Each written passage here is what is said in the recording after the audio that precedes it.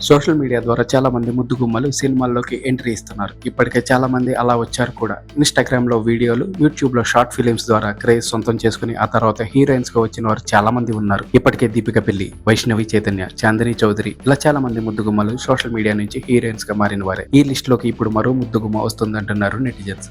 ఆమె ఖచ్చితంగా హీరోయిన్ అవుతుంది అంటూ బల్లగుద్ది మరీ చెప్తున్నారు. ఇంతకు ఆమె ఎవరో కాదు, అందాల భామ, బిగ్ బాస్ బ్యూటీ రమ్య మోక్ష.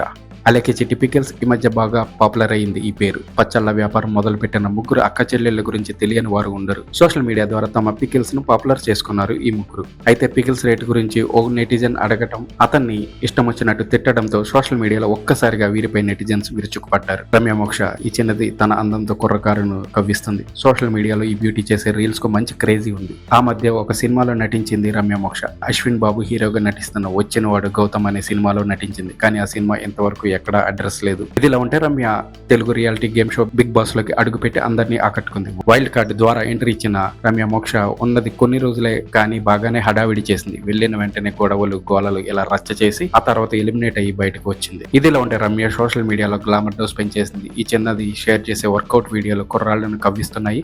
పక్కా హీరోయిన్ మెటీరియల్. ఈ బ్యూటీ హీరోయిన్ అవ్వడం గ్యారంటీ అంటున్నారు నెటిజన్స్. ఇండస్ట్రీకి హీరోయిన్ దొరికేసిందిరోయ్ అంటున్నారు. ఈ అమ్మడు తన ఫోటోలతో కుర్రాలకు నిద్ర పట్టకుండా చేస్తుంది.